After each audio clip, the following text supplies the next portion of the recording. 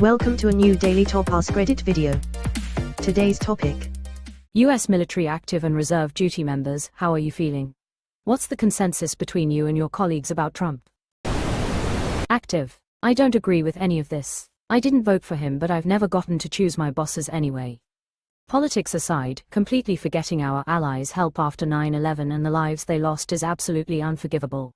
They died for our war on terrorism. I'm glad the majority of the World War II veterans are gone, because I would never want them to see what this country is doing and how their sacrifices and PTSD meant nothing to a draft dodger, a Nazi, and a bootlicking alcoholic.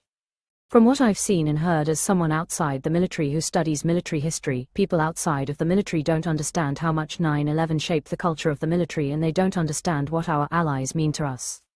They are in their own little bubble in America. There are also civilians that can't comprehend that the American military is the good guys. It's not just a message, this is the military that represents democracy as well as global power and goes to an effort to care about civilians. Something that Russia and some other countries don't do. Trump is throwing all that stuff about being the good guys in the trash. It's incompatible with everything the military has done for us since World War II. A lot of people died so that we could have a democracy. Freedom does not come free. It's a stunning betrayal of everything the United States stands for. People didn't make these sacrifices so that this guy with no morals can betray global democracy and try to push us towards an alliance with autocracies like Russia. As a Canadian, I sure hope you're true to your word, and you remain the good guys. Things are a bit tense up here. Currently active duty. Concerned for mine and my fellows in arms. I would never wish harm on my neighbors from the north or my compadres from the south. I do not share the same sentiment with a lot of the people I work with. It disgusts me that my compatriots are willingly supporting the shenanigans afoot in DC. I am sincerely worried about my future. I am supposed to retire in 2027, but I am worried that may not happen. I will not betray my country, but I may betray certain orders should push come to shove. There are lines I will not cross. Edit to add, well, this is a first for me. My phone won't shut up. I love that there are many people, including past and present military, that support my thoughts, and I sincerely hope that we can all use this experience to influence our people currently in power to right the boat before it sinks. We have suffered damages as a nation, but we can and will repair it. We might be a young nation in the grand scheme of things, but we didn't get to be the nation we are without a lot of work from our ancestors. I will fight to preserve the foundations we were founded upon, come hell or high water. Once again, thank you all for your sincere thoughts. I am having a hard time keeping up with all the posts. My post exploded like our diplomatic relations. A man of his oath. Day strong, brother. In the Navy at least we swear an oath to the Constitution. The fact that constitutional checks and balances are being willingly overlooked and abused makes my blood absolutely fucking boil.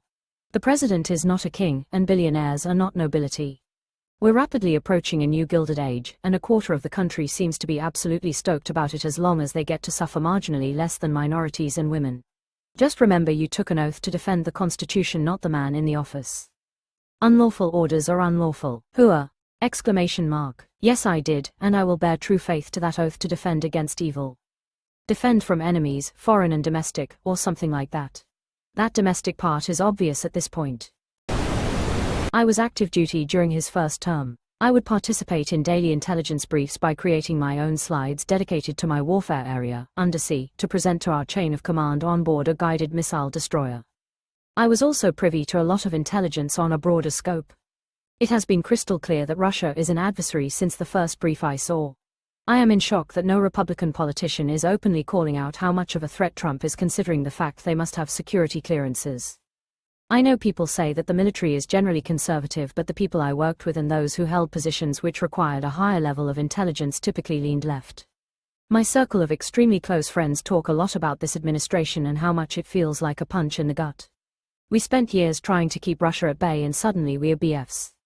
We have literally spent trillions arming our military in a fight against Russia with little results to show for it. We give Ukraine some scraps of our yearly military budget and they managed to sink multiple ships and even a submarine. TLDR, I hate it here and worry about our national security. Yup, Navy vet here, and I was on a DDG during his first term as well. We were actively going on missions to deter Russian and Chinese ships in the Pacific. It's insane to see how successful Project Lacta turned out for the Russians. I personally know people who now believe that Ukraine is in the wrong and that Russia is our ally. And while we're busy turning on our closest allies and betraying our own federal workforce, our adversaries are looking for ways they can exploit this and disrupt international democracy and the American way of life. The current administration is absolutely the biggest threat to national security. I made an oath to defend the Constitution against all threats, both foreign and domestic. That's the question for me. When it becomes Trump or the Constitution, what will those who serve choose? The only saving grace is the generals and higher-ups are usually more liberal and educated, along with being very patriotic, obviously spending their lives on defending the country. He can't replace them all, as it takes a while to promote people, and although he may have a handful of loyalists, there are a lot more that aren't and would either retire en masse or otherwise at off alarm bells rather than, say, invade our allies they have personally fought, worked side by side for decades or worse, and fight Americans. I was active for 25 years, Clinton to Biden, and I really don't think people understand how apolitical we really are. The vast majority of us look at conflicts the same way firefighters look at a fire. We didn't choose the fire to be there, the people you voted for did, so here we are to put it out. That said, we really are the best microcosm of America you'll find. Pick any town in America, and you'll find a veteran. We're not sheep on the scale we get imagined to be, and we take oaths to the Constitution, are trained in laws of armed conflict, rules of engagement. Like if we hosed a protester down in a chemical like the police do, that's called a war crime. We'd go to jail, and we know we would, because the guy next to us would get a medal for turning us in. Totally different culture. Currently, I think you'll find a lot of people researching what constitutes a legal order and are worried about their benefits. Mexican cartels being designated as terrorist groups might turn into something military, but I don't see country invading country. Active duty Navy from 0511, and I remember a lot of political discussion, racism, prejudice. I will agree that when the group needed to survive, all that gets put aside to be one. Yeah, my husband's detachment, part of AETC, plays Fox News all day, and they're all super political, active duty and civil service alike. In his detachment, the GS guys are all prior military, either CCT, PJs or divers. They all love Trump and are just gung-ho for all his bullshit. I haven't met anyone military in the last 15 years who is apolitical. I can count the Democrats on one hand. It's been lonely. A few hardcore Trumpers on my unit, and I can't stand working with them. The amount of bullshit they spew is ridiculous. I tried to do some research to battle their stupidity, but it's literally like Bannon says, they flood the zone with shit and it's impossible to correct before they move on to the next bullshit. Just waiting for shit to fully hit the fan. I've given that battle up. I got a coworker who said something stupid about what Doge is doing. We looked it up and he was proven wrong in real time, and then shrugged it off like he wasn't just blazing them and trashing the Democrats to all hell. They don't care about the facts, so don't bother presenting them. You cannot reason a person out of a position he did not reason himself into in the first place. The good news is you don't have to win them all, so long as you don't engage every time. You can walk them out of this shit, but you gotta trick them into buying into walking with you. Pick a statement where it's a fucking slam dunk, you know exactly why it's wrong, the case against it is simple, it doesn't lean on any other political hot buttons, you can find evidence fast if not drop numbers directly. Yeah, that sounds like a tall order, it is, but if they're on this shit constantly you have the luxury of picking your battles. Then you say the most son of a bitch sentence I know. If you were wrong about that, would you want to know? Make them buy in, make them pull the argument out of you. Act like you don't really give a shit, like you're just doing this for their benefit. Don't drop numbers or details immediately, make them ask. That's honestly genius. Active here. Both my dad and grandpa fought for decades against the dictatorship in the country they came from. Watching Americans throw away all of their freedoms and future in the trash just to make their neighbor's life more miserable is disappointing. Ultimately, when a dictator takes power, they end up purging, imprisoning even members of their own party and clique in order to consolidate power entirely. These people are chiefly animated by hate, jealousy and entitlement. And they believe they will be part of the winning in group and benefit from the suffering of their fellow citizens. They come for me in the morning, they'll come for you at night. IDK where I heard that, but it feels appropriate these days. They came for the trans soldiers and I said nothing because I was not trans. They came for the gay soldiers and I said nothing because I was not gay. They came for the minority soldiers and I said nothing because I was not minority. Then they came for me and there was no one left to say anything. I'm out now, but I was in when Trump first got elected. The military supports Trump more than the general population.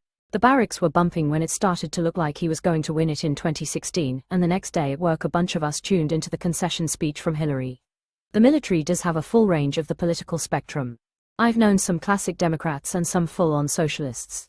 I was in military too. I got out after Trump was elected because I lived and worked with the sexual harassment he laughed about. The men I worked with became bolder after he got in.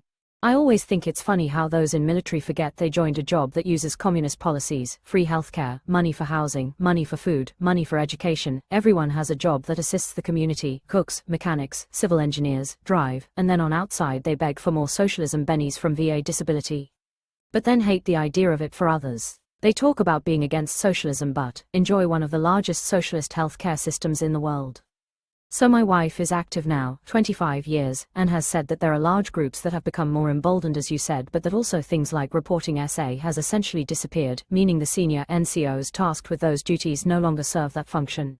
She's also had her rank now called into question by peers because she's female, so at this point she sees the writing in the wall and is saying fuck it. We also have a lot of friends in NATO forces and the rhetoric surrounding that is also pretty offensive. I'm always surprised when people on here seem completely certain the military wouldn't side with Trump under certain circumstances. I think it is more of a question of will they kill their friends and relatives for the regime. That's true loyalty. Edit, my comment is generating a lot of replies calling for liberal gun ownership and uprising. It's fine if you want to get guns, train, be prepared and protect yourself and your family. I encourage that, but when you protest please be civil and peaceful, don't give them a reason to invoke martial law.